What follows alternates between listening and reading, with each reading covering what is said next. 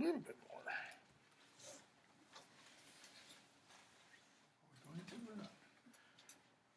I'm Dr. Sherman. My office is in Peck Hall 352. Other side of the building, just find one of the office blocks that has the numbers outside. Go in, take a left, take a right from the very back. Phone number is 2653, but don't bother calling me because I won't answer. I get too much junk. Best way to reach me is by email. Either this address, the ted.sherman@mtsu.edu, or through D2L. I don't check D2L as often as I check this. Office hours, 7 o'clock to 9 or 7 to almost 8. 7 to 9, Monday, Wednesday, Friday. 7 to almost 8, Tuesday and Thursday, because I have an 8 o'clock class. Okay. You have one required book. It's this one, Broadviewed Anthology of British Literature. This is the concise. Concise edition, volume A, 3rd edition. If you've got a 2nd edition, that's fine. The only thing that's going to change is going to be the pagination slightly, but it'll be cheaper. Syllabus is subject to revision. What that means is those of you who've had me before know we will get behind. And I'll tell you right now when we will get behind. I can almost guarantee. Beginning on January 31st, because that's when we'll start Beowulf. And I have almost 800 lines assigned for that day for Beowulf, and I will tell you right now, we probably won't get through the first 65 or so. Okay? I have 4 days assigned for Beowulf. I have never done Beowulf in 4 days before. I think the fewest number of days I've done it in is 6 or 7. Okay? Why? Because I love Beowulf. I used to teach Beowulf, used to teach Old English and Beowulf at the graduate level. I know Beowulf inside and out. Next to Shakespeare, it's one of the greatest things written in the English language, even though it's not a form of the English language that is recognizable today. So, if we get behind, all changes will be made in class. Because every class is recorded and put on YouTube, it will also be on YouTube, so you can, get caught up that way. What else? Check your MTSU email, D2L, daily before class. Why? If I need to cancel class for some reason, I'm sick, or if either the weather forecast is really, really bad, or we've already had snow and or ice, and I mean real snow, not half inch, not, it's flurrying, we can't go to class, but real snow. And generally what that means is, if you're starting to see multiple counties, including Rutherford County and around, being canceled, we'll probably cancel.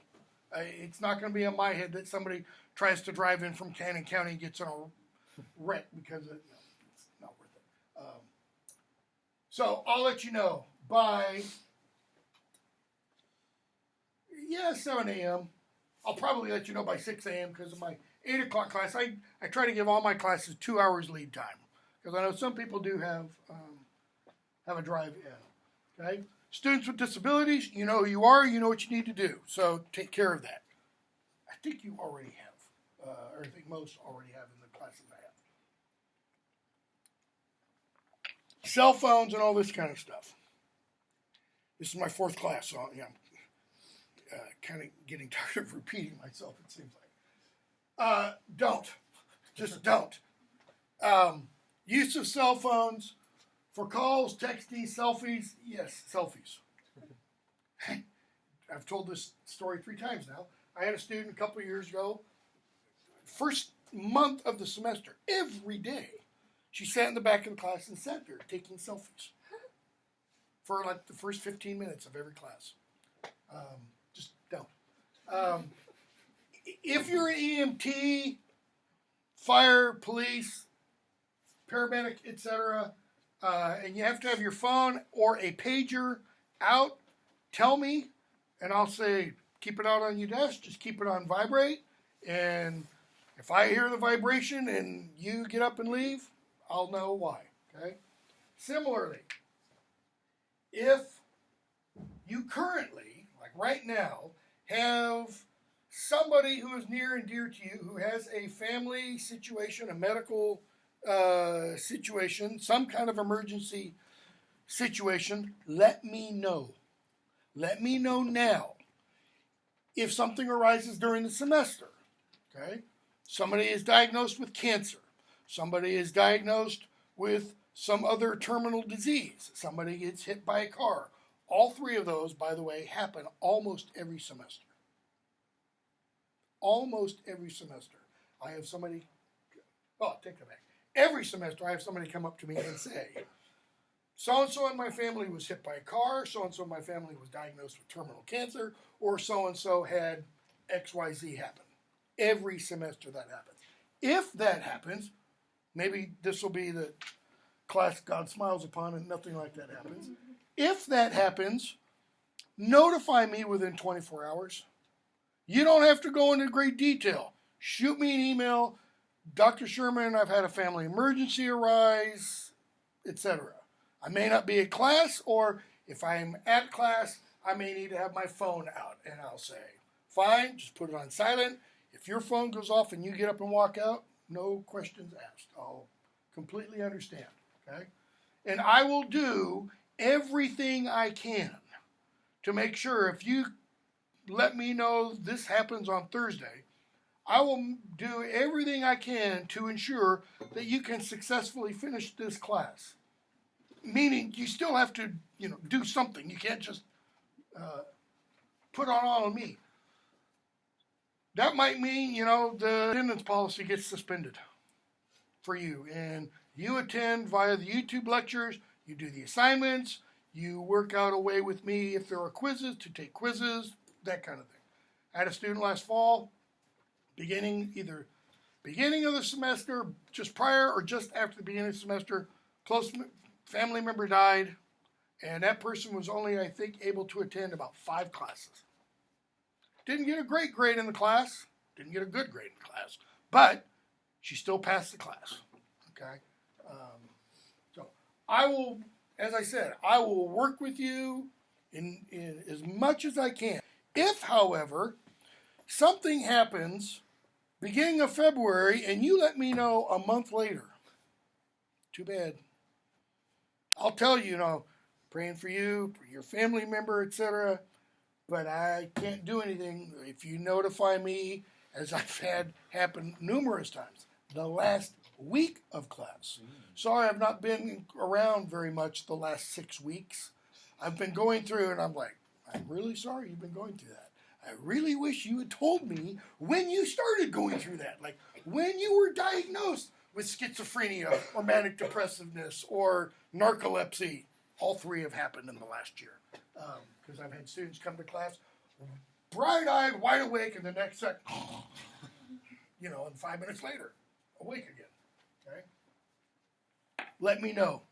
I'll do what I can, okay? I discourage the use of tablets and computers for taking notes. Why?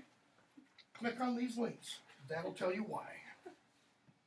There have been a number of studies over about the last 10 years that have conclusively shown students who take notes by hand retain about 50% more of the material than those who take notes by computer. Okay? For the simple reason you're filtering it. Because you can't write as fast as I can talk. Believe me, I can't write as fast as I can talk. I can't talk as fast as I can talk, as you'll come to know, because I'm going to start jumbling words together all the time. Okay? But that doesn't mean you can't. So, if you want to take notes by computer, laptop, or tablet, that's fine. If, however, someone tells me, as I've had happen, and I'm not encouraging snitching, snitches get stitches and all that. But if somebody says, Dr. Sherman, could you speak to so-and-so because, surfing pornography sites in class is really distracting, or shopping on Amazon or Instagram or Facebooking or, and they sit right in front of me, I'll talk to you. And I will say after that one instance, no more. Just don't bring it. You've lost the right, okay?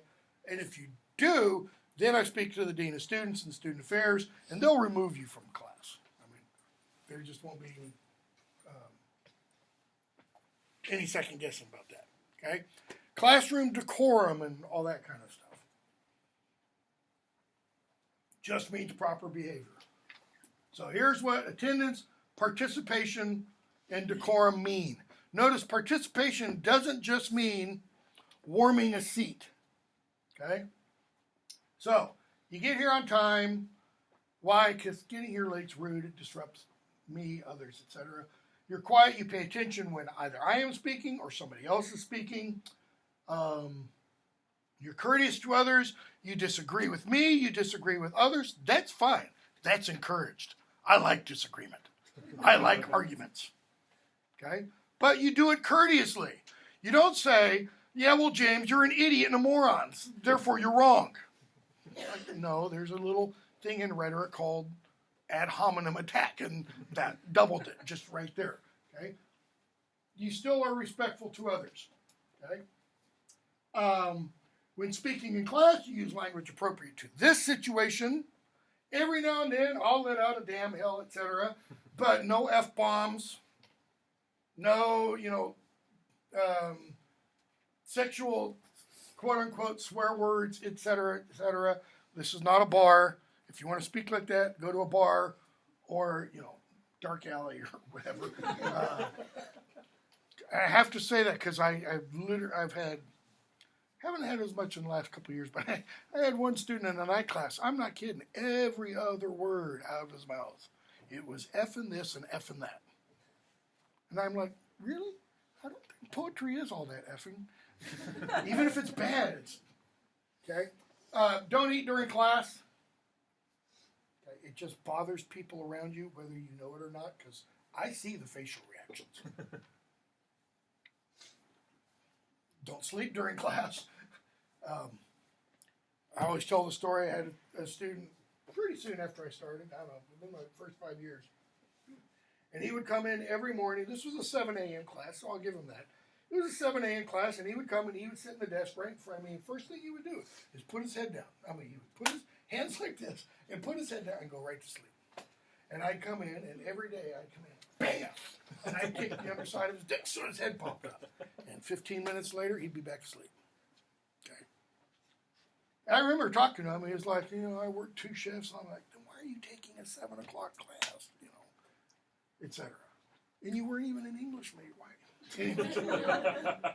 Don't sleep during class. Don't do homework for other classes in here. I've had students over the last couple semesters. It's gotten worse. I've had students doing chemistry and mathematics and other stuff because they've got these big, massive books, and they're sitting there and they're diagrammed, and I'm like, that's not Harry Potter notes. I know that's not Harry Potter notes. Should go without saying, don't wear headphones in class. I don't care if you walk in, you have them on, but take them off. This has become more of a problem over the last couple of years. I've had a number of students who have not taken them off, earbuds or full over-ear headphones.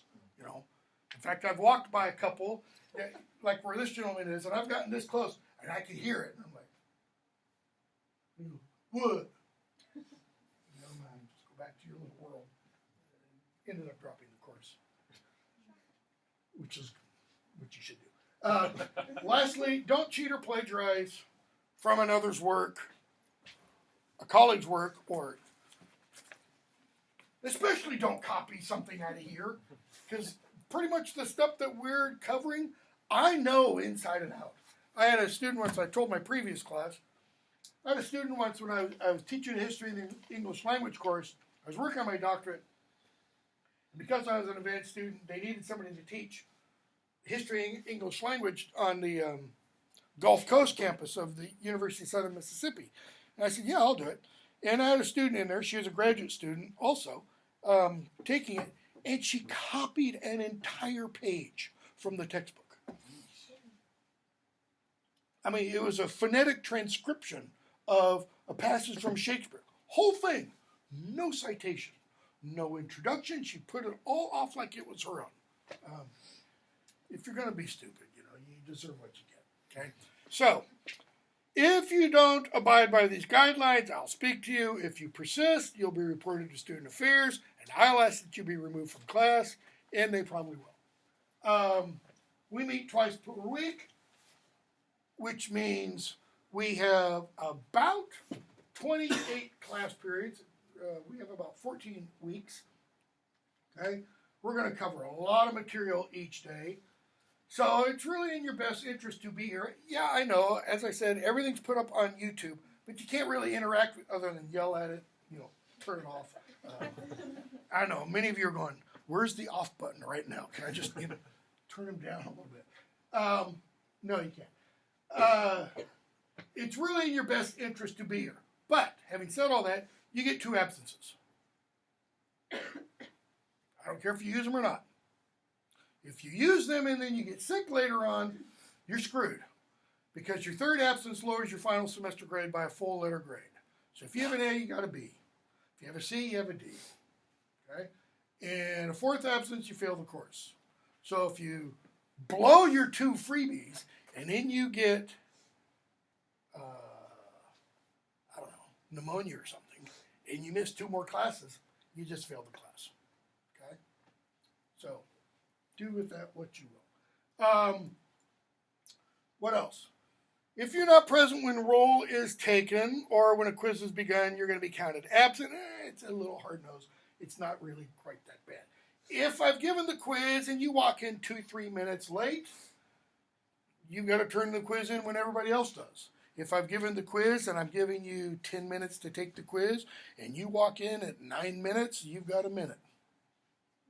So you better scribble your part of your name really fast and as much as you can for the rest, because I won't give you any more time. Okay? If I've just been taking them up, it's a 0. No makeup quizzes. I will drop the lowest quiz. Whether we have 2 quizzes or 20 quizzes, I'll drop the lowest quiz. And I don't know how many quizzes we'll have. I always tell myself, yeah, I'm going to do really good on writing quizzes. We're going to have 10 or 15, and I think last semester in this class we had, I don't know, 5 or 6. Papers are due. I don't know why it says papers. Should be 1. It's because I copy and paste syllabi from various places of mine, and that's why it's there. But your papers due at the beginning of class on the day that it is assigned, which is April 16th. So beginning of class means within the first 15 minutes of when class begins. I'll give you an extra 15 minutes. You can come in a little bit late that day.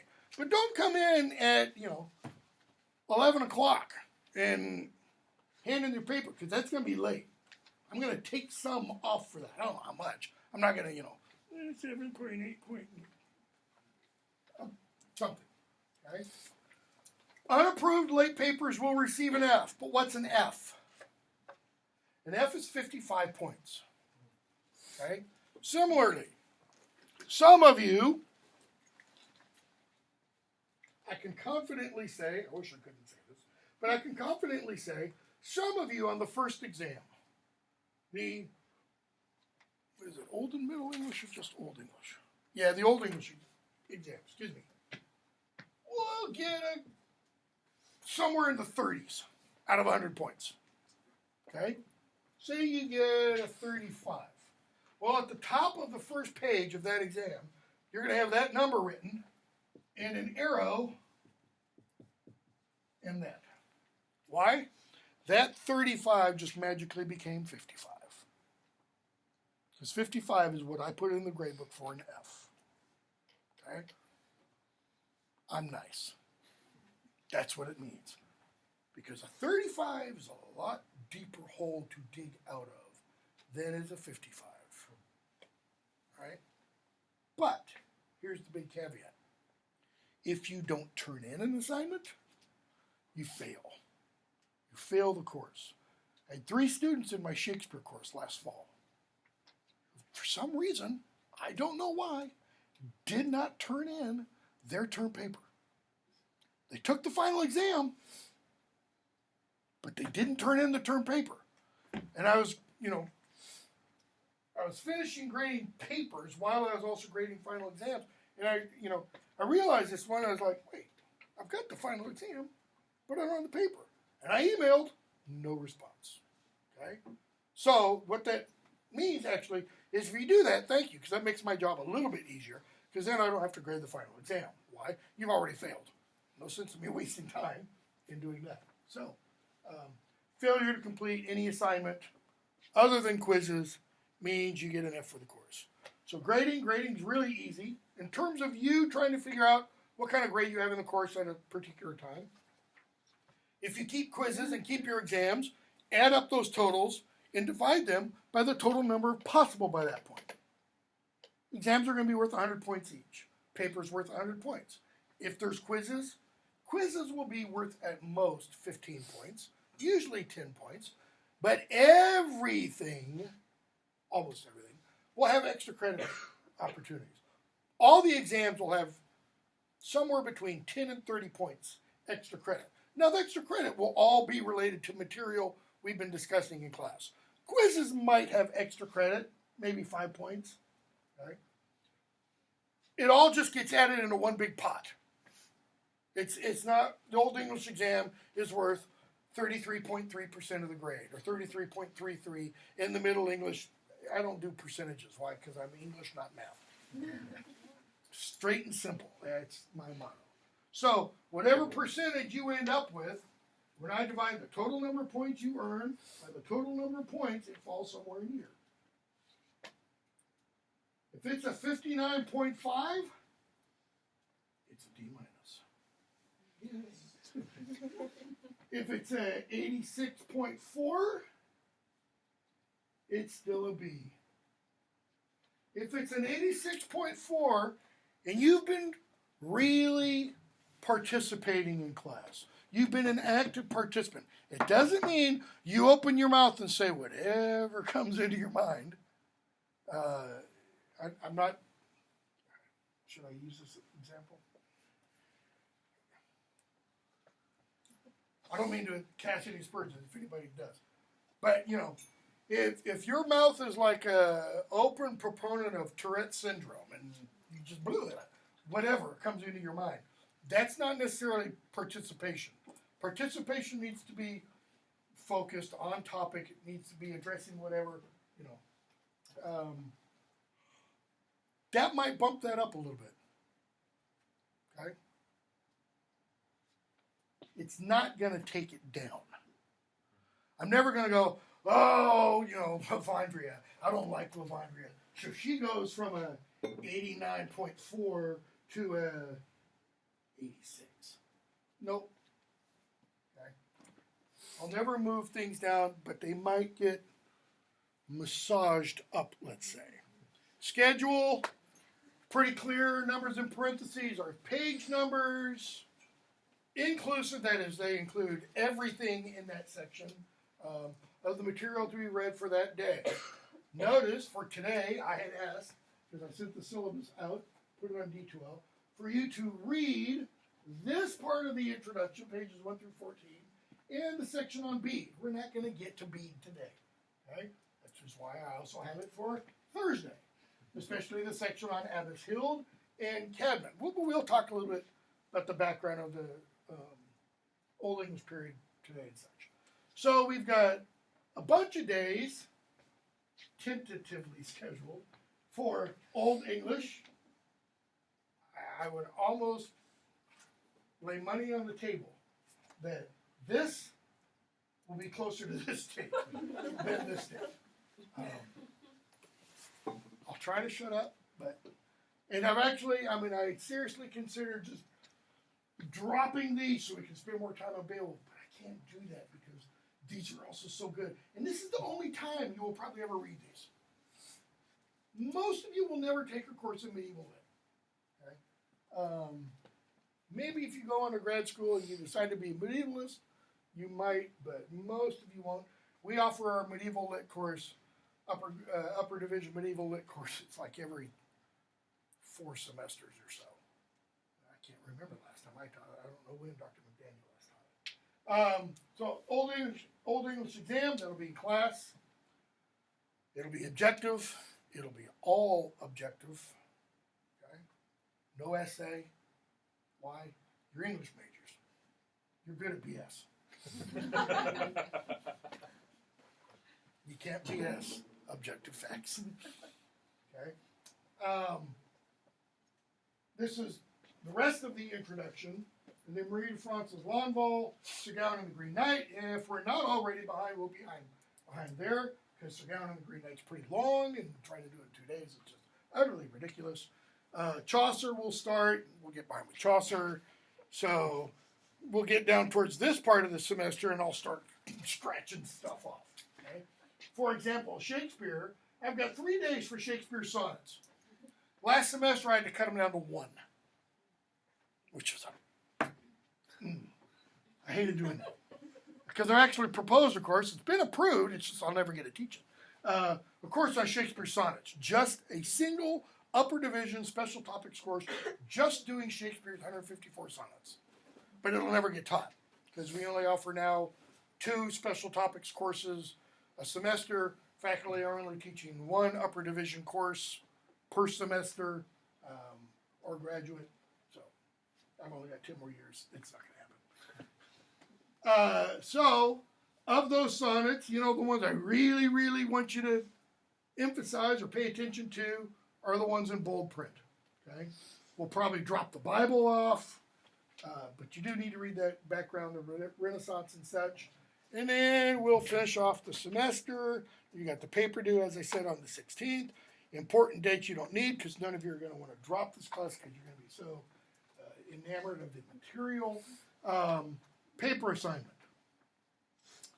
2,400 to 3,000 word, 8 to 10 full pages. That means 8 full pages. Doesn't mean you page 7 and you have a sentence on page 8. It's roughly 300 words per page. Okay. Research scholarly paper on a topic of your choosing, but you have to get my approval for it. All right. It will either examine an issue, idea, theme, or problem presented by one or more works, or authors if you want, or will be an explication of a poem. So, research paper, you take a topic, courtly, the portrayal of courtly love in Sir Gawain and the Green Knight. And so you go research Sir Gawain and the Green Knight, and you research courtly love, and you write about courtly love in Sir Gawain and the Green Knight. Your main focus is Sir Gawain and the Green Knight. Okay? Or you decide to explicate a poem. Don't explicate Sir Gawain and the Green Knight.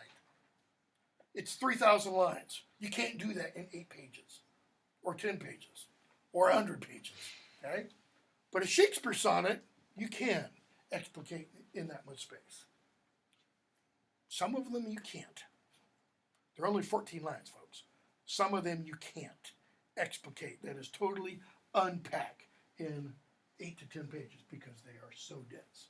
So what does this mean? For this paper, you are required to cite at least 7 secondary critical sources in addition to your primary sources.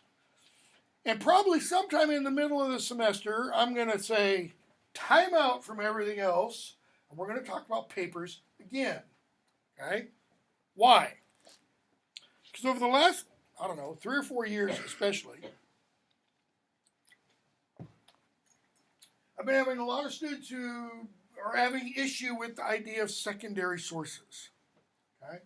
What's a secondary source? Oh, well, look, I tell you.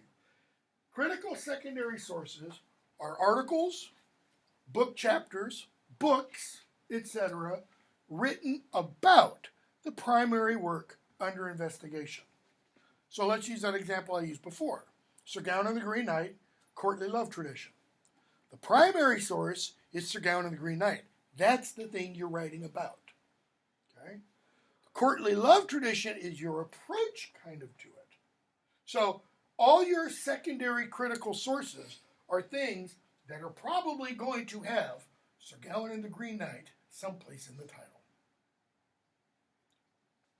A look at Andreas Capellanus' Ars Amatoria and Sir Gawain and the Green Knight might be the title of an article. Okay? Or a reading of Sir Gawain and the Green Knight might be the title of a book. Notice, it's about Sir Gawain and the Green Knight. But schmoop.com, Sir Gawain and the Green Knight. Don't use any of that kind of online stuff. And I would even say don't cite an encyclopedia. Don't go to an encyclopedia. Why? Because Sir Gawain and the Green Knight's been around 600 years. Guess what? There are tens of thousands of books and articles written about Sir Gawain and the Green Knight. There are probably hundreds of articles written yearly about Sir Gawain and the Green Knight. There is a wealth of material, secondary sources, that you can find. If you come up with a topic and you can't find a secondary source, two things. One, email me or talk to me after class or something, and I will try to help. Two, I'll say, there might not be any. In other words, your topic might be so either vague or obtuse, that is so narrow that nothing's been done on it. Now, that could mean, hey, good, you're planning on going on to graduate school. Guess what? You've got a master's thesis or possibly a doctoral thesis. Okay? Or it could mean, it's not a good idea. It's just a really bad idea. People don't want to talk about alien abduction in Sir Gawain and the Green Knight. Okay? When it says don't use internet sites and stuff, that means the kind I was talking about. It doesn't mean things like Project Muse. Why? Because Project Muse is nothing but an electronic media, an electronic form of stuff that's already been published in dead tree form. Okay? MLA guidelines, we'll talk a little bit more about this later on, because I think majors are having more confusion, probably because the god-awful MLA 8th edition, which is utterly idiotic. Follow MLA guidelines. I tell you specifically what to do in these paragraphs. And then notice, bold print means, I'm not kidding, failure to include a title for your paper, failure to turn your paper on the assigned date and time, failure to include the required number of quotations, failure to include pagination and citations. Okay, that's basic MLA stuff. When you cite, you include a page number. Okay? And or failure to include a works cited page will result in an F. I've had every one of those happen in the last 2 semesters. I've had papers with parenthetical citations with just names,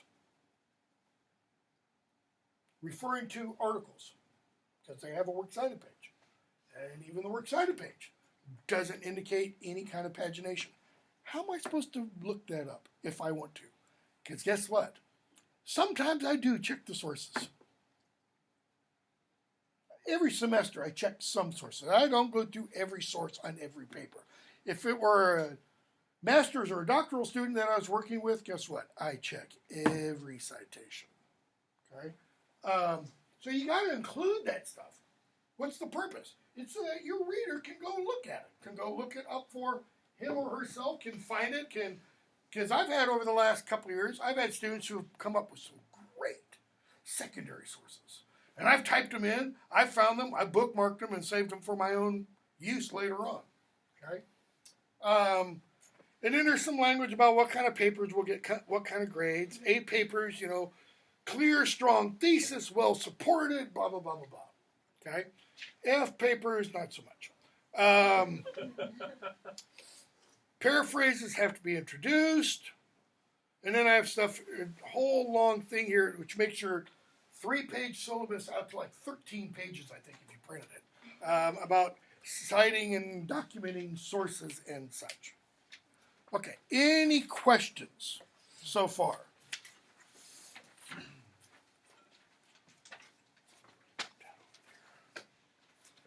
Okay, if there's not. Professor Sherman? Yes, sorry. Are you going to give us a hard date for topic proposals? Nope. Or is it going to be kind of like... It's kind of like, yeah. Yeah. So what does that mean, though? Hold on, let me get rid of this. Shut down ABC. Turn the lights back up. Thank you. I'm very pleased. Oh, there they go. So, what does that mean? Paper is due April 16th, right? Which is a Thursday, I want to say. No, that's a Tuesday. That doesn't mean send me your topic proposal Sunday night. Okay?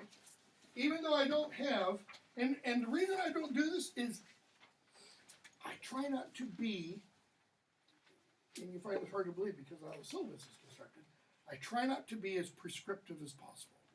I like to give students a lot of latitude, a lot of freedom. Why? Because I don't like being told what to do or how to do it. So, and I know some students do want to be told what to do and how to do it. Talk to your parents, don't talk to me. So what I would say is at the very latest, no later than a week before the due date.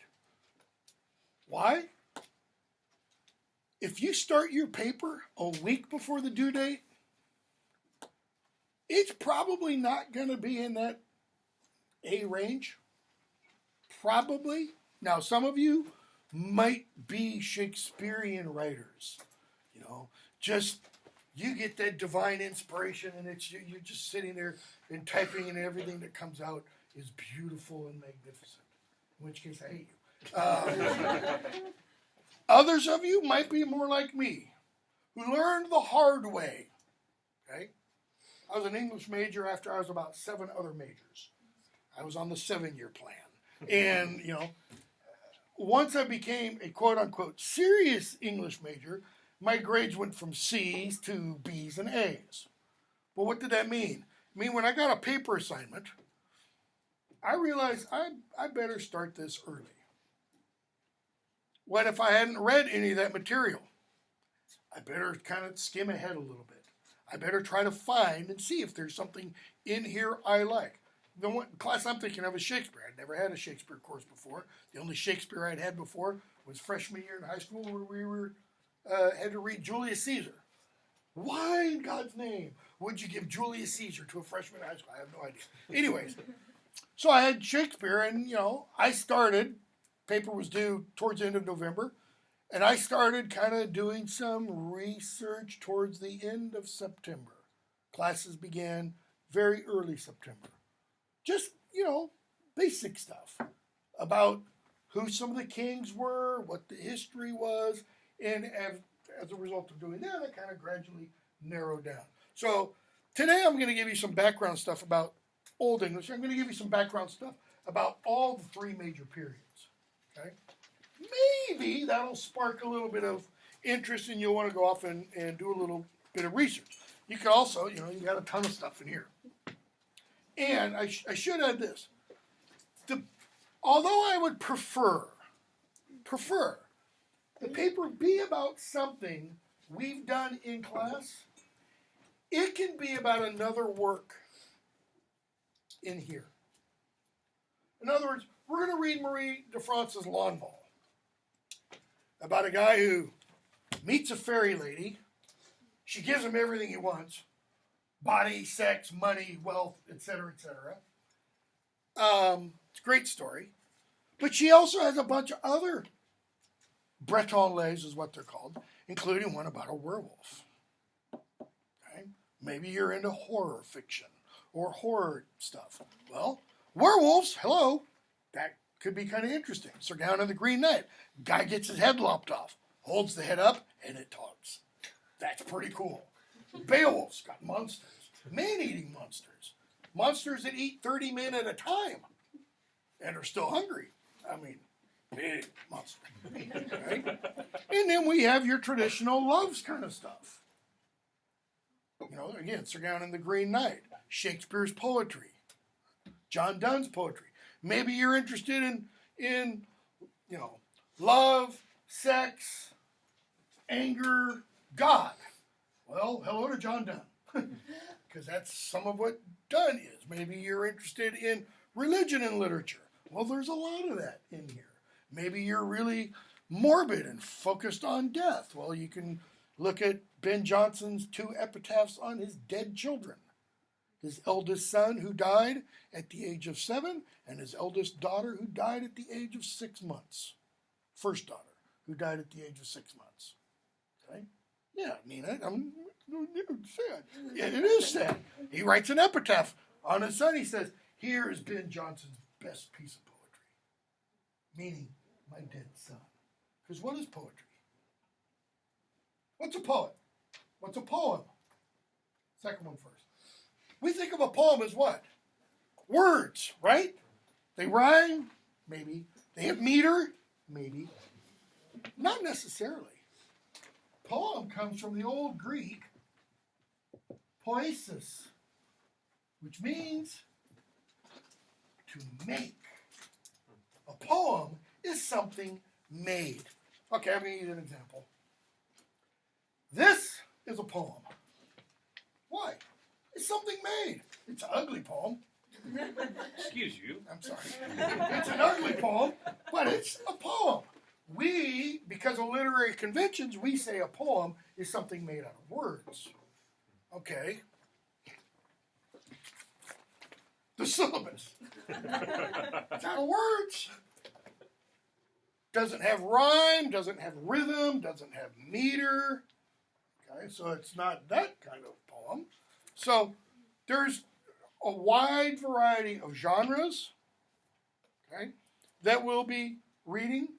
There's a wide variety of material. We'll be talking about love. We'll be talking about hate. We'll be talking about murder. We'll be talking about various other passions. Okay, we'll reach kind of the heights of spiritual experience and the depths of human depravity. Pretty much everything under the sun is covered in this course. So surely there's something in there you'll find interesting. Because if not, you're a slug. I mean, face it. If there's nothing in here that's interesting, you shouldn't be an English major. You should go off and, I don't know, find something else to study. Okay? All right, so. 10:37, we get out of here at 11:05. Always have to tell myself.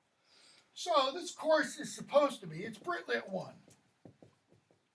Notice it's not English Lit. I don't know why. Could be English Lit. Brit-Lit 1. And it covers when? Beginnings, N-N-I-N-G-S, to, according to the catalog, 1700.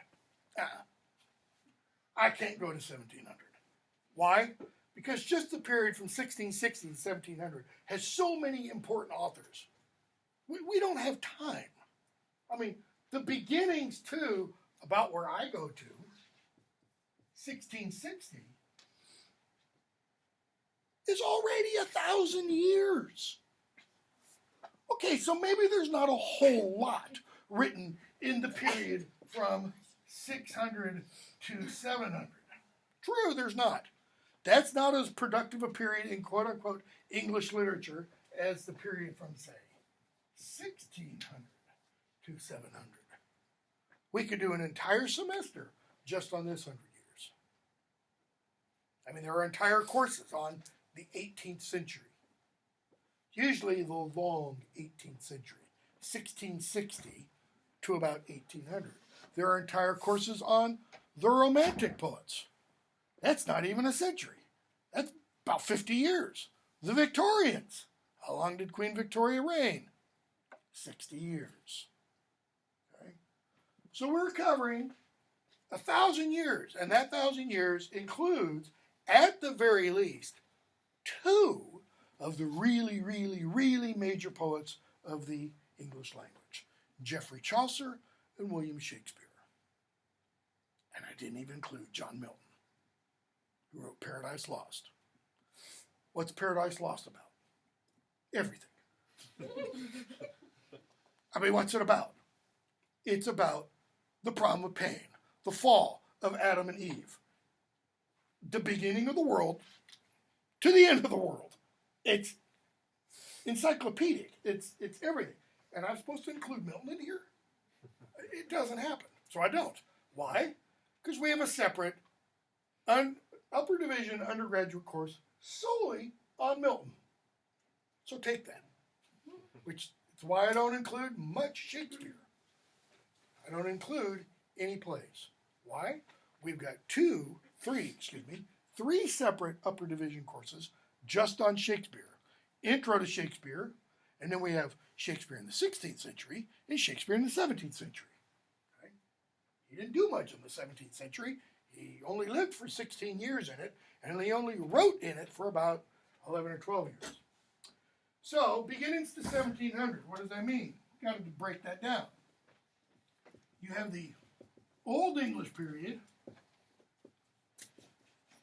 the Middle English period, and I'm going to use an old-fashioned name, the Renaissance, or if you want to go all English, the Renaissance period, also called the Early Modern period. Right? So when are those? Old English. Let's go from when the Angles, the Saxons, and the Jutes, Germanic tribes, come to the island of Britain as our beginning date. Roughly 449, 450 to roughly circa, if you want, 1100. Okay? Middle English period, circa 1100 to roughly 1500. But I'm going to throw another little date in here, which I'll talk about in a moment, 1485. The early modern period, or the Renaissance, roughly 1500 to 1700. Okay. Notice these two periods are different than this period. How? Look at the names. The first two are solely English, but the third one encompasses. These two are named or titled on the basis of the form of the language. Okay? Especially when you think of this one.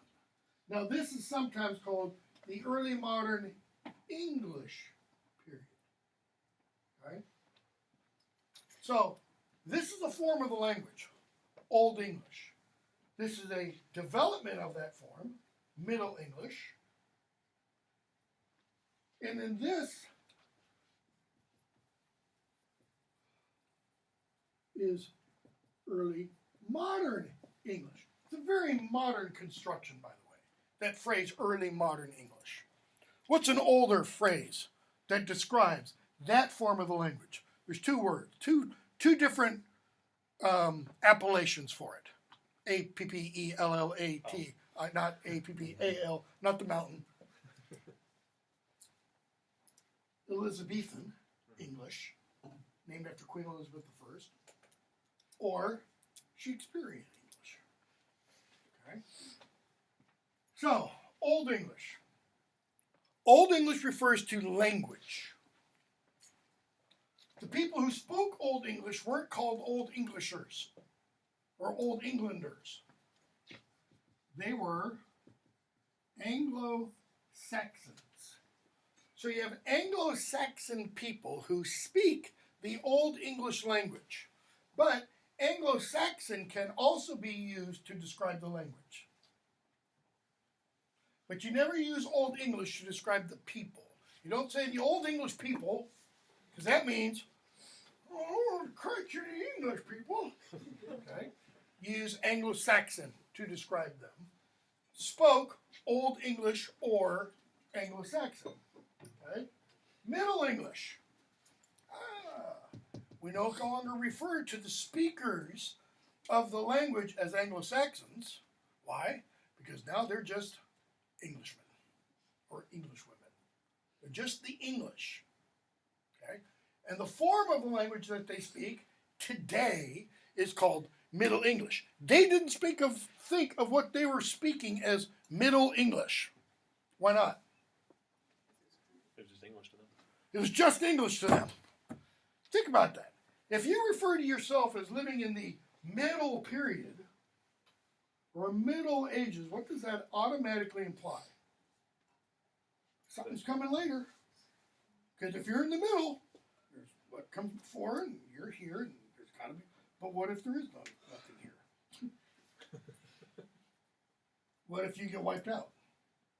What if your people are all destroyed? Then there is no later English.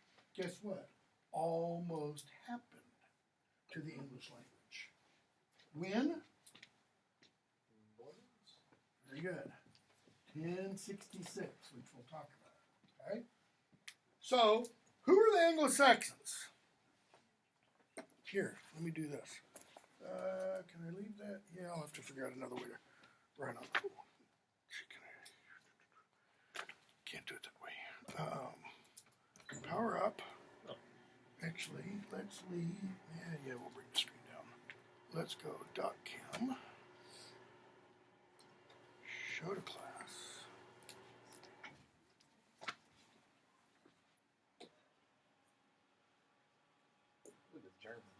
Yep. I'll upload part of these. This is for my History of the English Language course. But I'll upload part of this to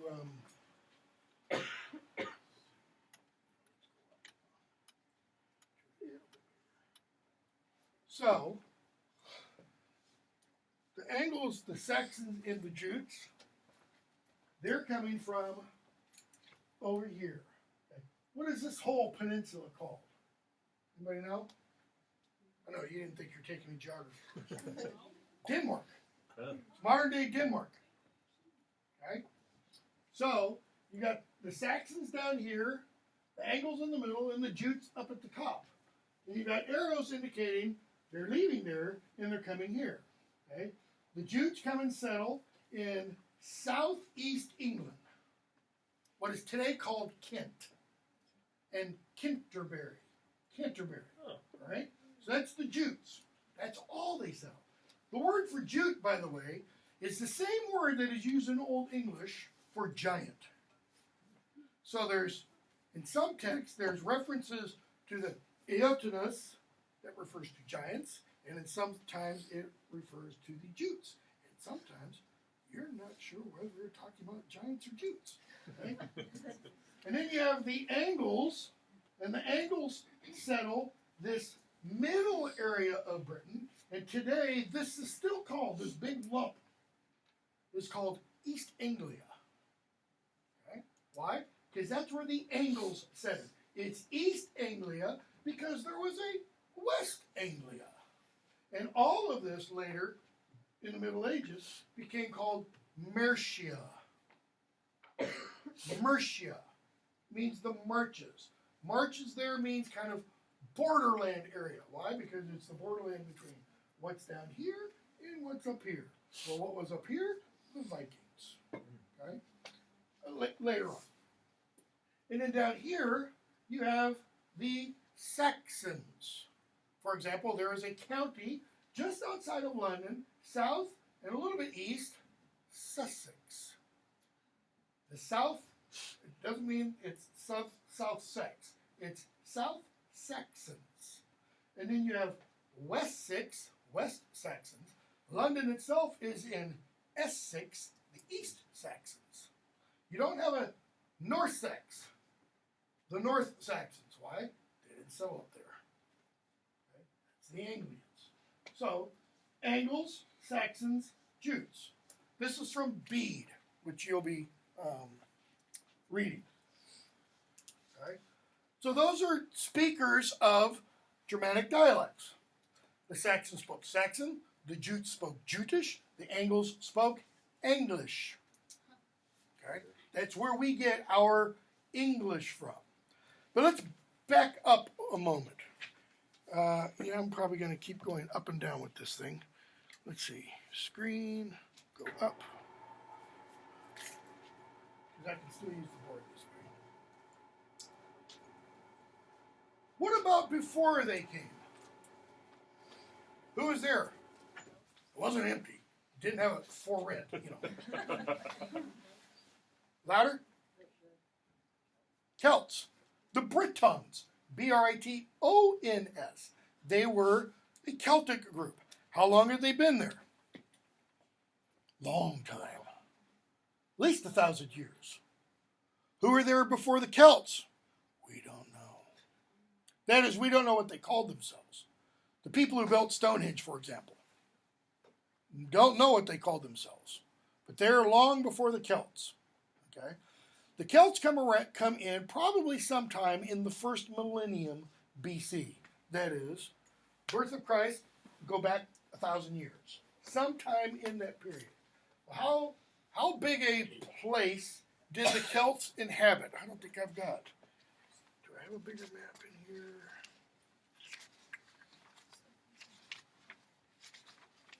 No, I don't. The Celts inhabited, obviously, all of this. What's this country over here called? Gaul. Modern day France, but it's Gaul. Is there a book in the New Testament has any Gaul in it? Galatians. Galatians. When St. Paul wrote his epistle to the church at Galatians, those are Celts. Okay? Galatia. Right? Where else? The Celts were in Austria. Salzburg is a Celtic name. All right? So, England, what is modern day France, through Austria, down to the coast of Greece. The Celts had a pretty large territory. Their only problem, they didn't have a good, strong central government with a strong central ruler who, you know, ruled by fiat or whatever. They had a bunch of little chieftains and such.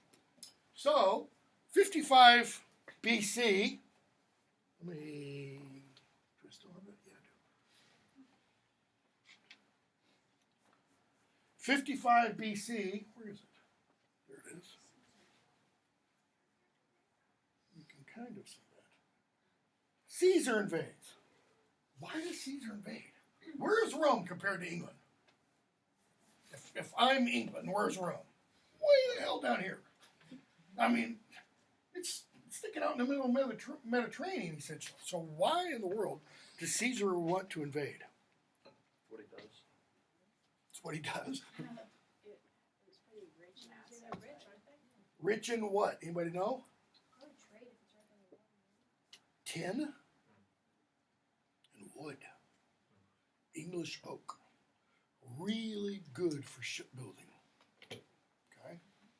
London was founded as a kind of a tin mining colony.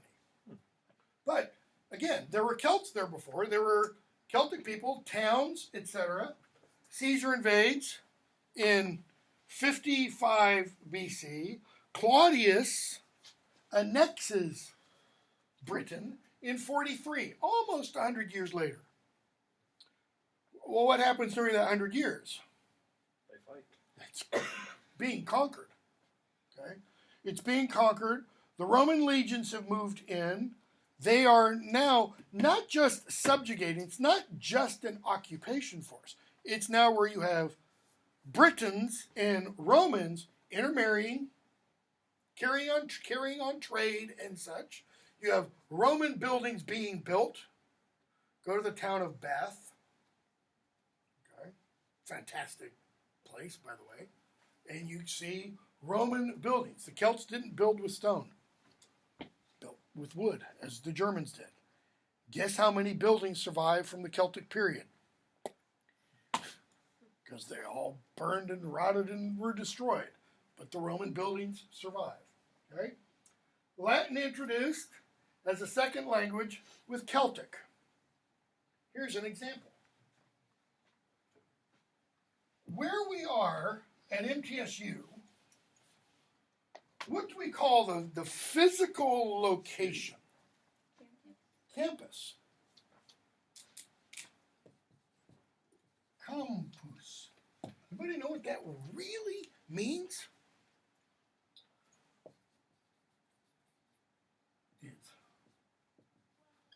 field. Yeah. It all makes sense. That's pretty cool.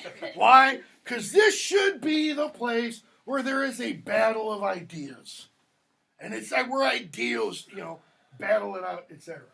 But it's from Campus being introduced into Celtic that we get the Celtic castra, has nothing to do with castrate, castra, which leads to Chester, which leads to Chester, like Winchester. Okay? Or American crass pronunciation, Worcester. Sure. How's it really pronounced? Worcestershire? Worcester. That's how that is pronounced. Worcester. That's it. Okay? This all falls off. So Latin gets introduced. Then we get the Germanic invasion. So now what happens with the Germanic invasion? So we're not just a single linguistic entity anymore in the Isle of Britain. Because we've had Celtic languages, if you want. Take my history English language class or watch the YouTube lectures I'll post because we'll talk about differing Celtic languages. But now we have Latin introduced, and then the Germanic languages come in. So now we get, these other languages introduced. Okay? So what do we already begin to see in Britain that America becomes especially famous for in the 20th century? What was the United States often called? Melting pot. A melting pot. We're the stew. You throw all these ingredients in, you cook them and you mix them around a while, and what do you get? An American. You don't get what? A Latvian American, a European American, an Asian American. You get, in the 20th century at least, this was the idea, an American kind of thing. Well, lo and behold, that process began when? 1,500 years ago? Approximately. Okay? So, we can turn these off now. Turn completely off. Yes, shut down. Lights. There we go. So that's kind of the background, the Anglo-Saxons. Then the Anglo-Saxons are around for a while, and we'll talk about them a little bit more. They, the Anglo-Saxons are pagan, not secular, pagan. They believe in pagan gods. For example, Chris Hemsworth, right? Because who's Chris Hemsworth? Thor. They believe in Thor. They believe in Woden, Freya, Monday, Tuesday, Wednesday, Thursday, Friday. Every name comes from Anglo-Saxon. Okay? Wednesday, Woden's Day. Thursday, Thor's Day. Friday, Frigg's Day. 3 gods right there.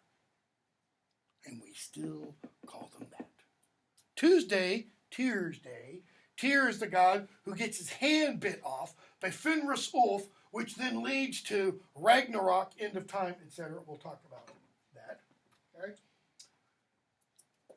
And then, beginning in the late 8th century, more Germans start invading in. Okay, by this time, 790 or so, by this time you have people who are really English. Yeah, they call themselves, they're referred to as Anglo-Saxons. They also call themselves Angles, English, etc. But now we have a new set of Germanic invasions. Only we don't call these Germanic invasions. What are they called? Louder? Before the Normans. Really close. Starts with a V, ends with an Iking. Viking invasions. Okay? The Viking invasions. Where are the Vikings coming from? Primarily Norway and Denmark. You get some from Sweden, but not so much. Okay? Primarily Norway and Denmark. And the Vikings invasions go on for roughly 200 plus years.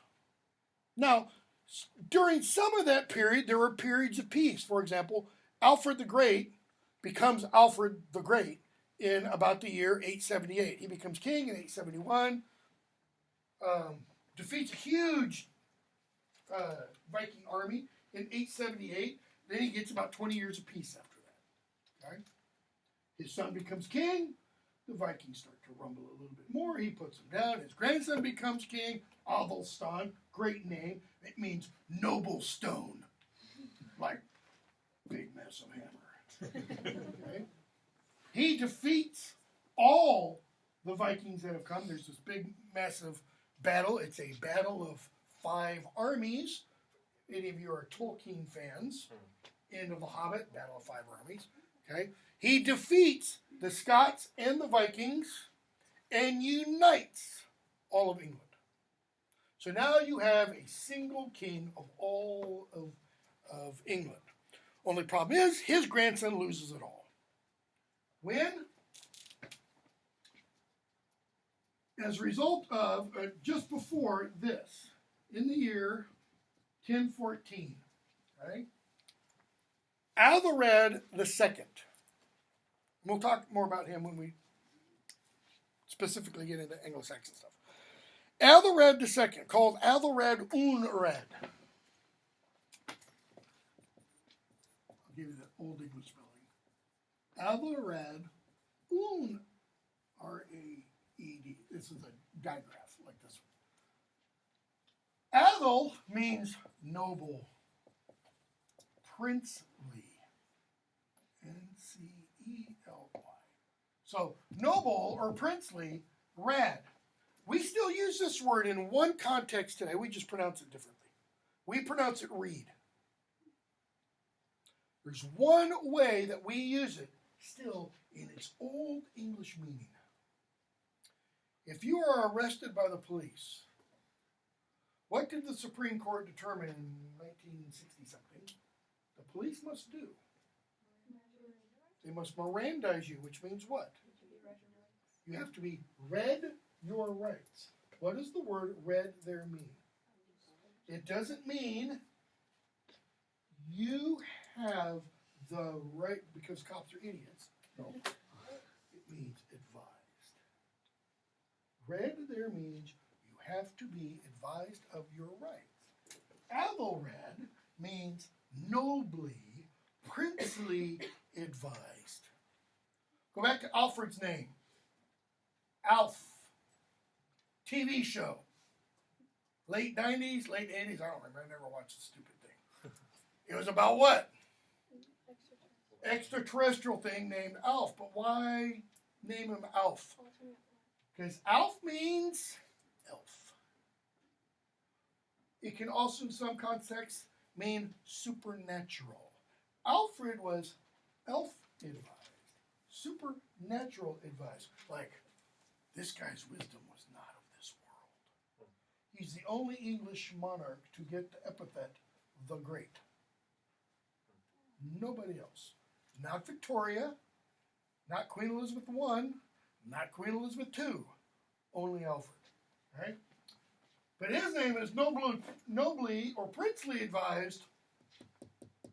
What does un mean? Not advised. This often gets translated unready. No. It's not that he was unready. It's he was an idiot. Not a literal idiot, but he was an idiot. He was a damn fool. Why? He gave in to the Vikings.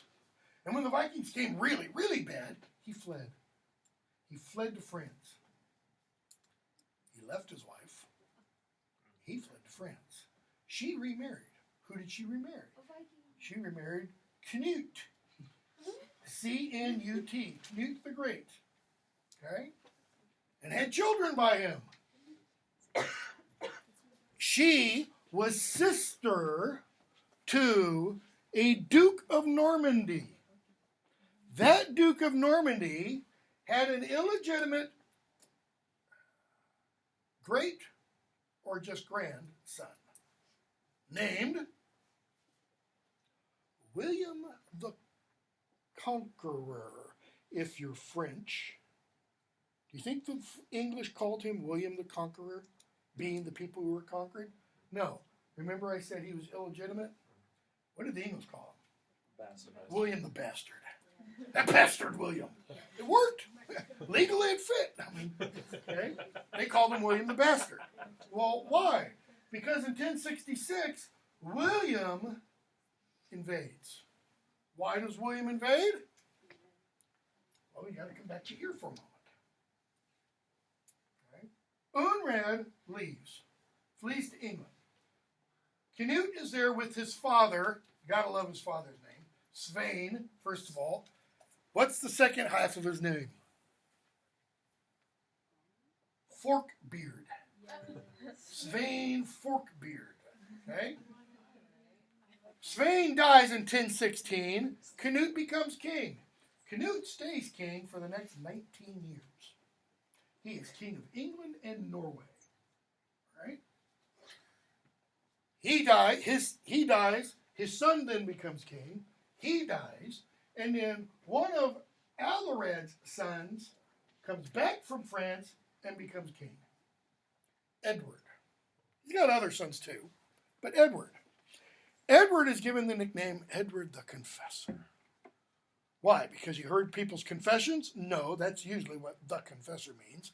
It's because he was so holy, so spiritual. How holy and spiritual was he? He didn't have any children. He was married, but he didn't have any children.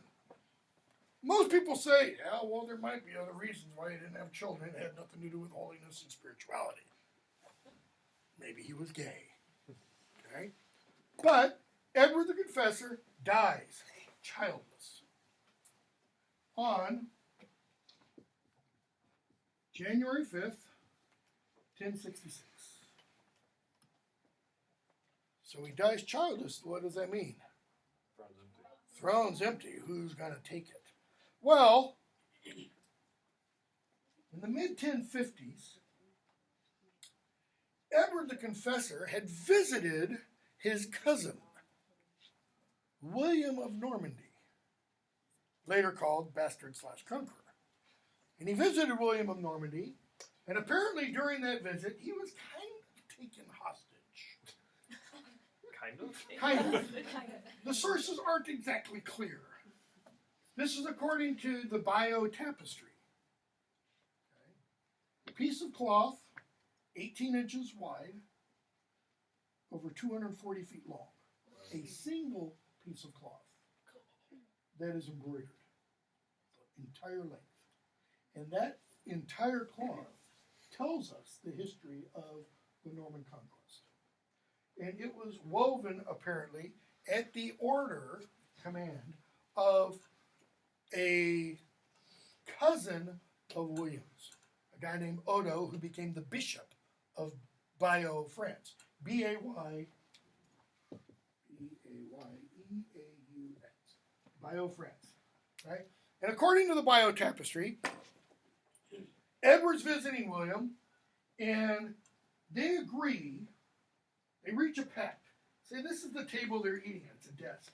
And Edward's here, and William's here, and according to the Bio Tapestry, the text that is written, embroidered above and below the images, they agree that should Edward die childless, William will become king. And unbeknownst to Edward, beneath the table, on the stretchers that tie the legs together, is a big old Bible.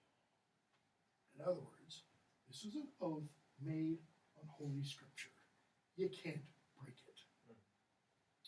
Edward dies. The most powerful man in England, a guy named Siward,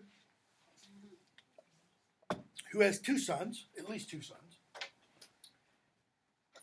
His name is Godwin. Godwin. He arranges for the Veton, which is the cabinet, if you want, the Council of Advisors.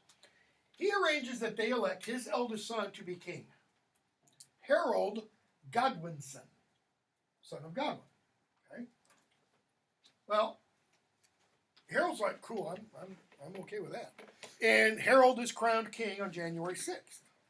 Notice, just one day. I mean, they knew Edward was going to kick off soon. He had been ill. Okay. Now, prior to that, a couple of years prior to that, Harold Godwinson's little brother, Tosti, Tostig. You just gotta love these names. Why? Because they all mean something. Tosti is related to that word, testes. What does it mean, though? It doesn't mean nuts or, nutty. It means heady, like full of himself. Well, he left because he didn't want his older brother to become king. So what does he do? He goes to Norway. So, Harold Godwinson was crowned king on the 6th of 1066. Word reaches William of Normandy, who now realizes they're not going to honor Edward's word. So he starts building a navy, like in March of 1066. Okay. He's in Normandy. Where's Normandy? It's the northwest coast of France. Go to Dover, look at the pretty remains of the castle and stuff. Go to the Roman lighthouse that still stands. It's amazing.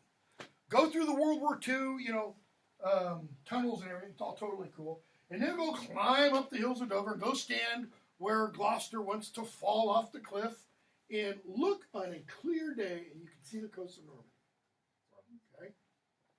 Comes from the Normans, the Northmen. Vikings settled Normandy. All right? So William hears about that. He starts building a navy. And about 6 months later, March, there are two invasions. 6 months later from March, sorry. There are two invasions. September 25th, there's one battle. And October 14th, there's another battle. In September 25th, the Vikings, a.k.a. a guy named, again, you just got to love these names, Harold Hardrada. This last name means hard deeds. Colloquial modern English, Harold Hardass. You don't want to give this guy guff. Okay? And Tosti invade. They invade from Norway. He's king of Norway. They invade from Norway. They land in northern England, in Yorkshire. Word reaches Edward the Confessor down in London.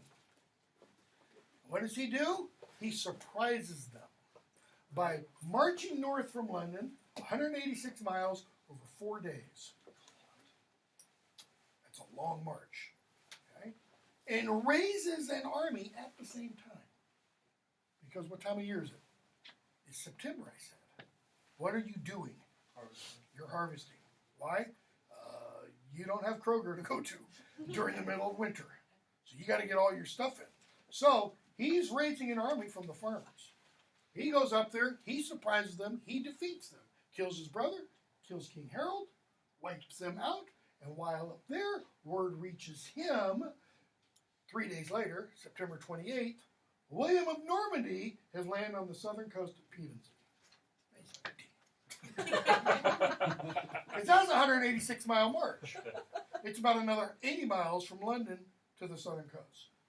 He's got about a 250-mile march. So he marches south. Guess what? He can't take the same army. Why? That feared, which is what it was called, that feared was raised for one purpose, to fight the battle in the north. These guys have got to go back to their farms so they can get all their produce put away. Okay? So he has to raise a new feared and go down. And we'll talk about that on Thursday and get into Bede and such.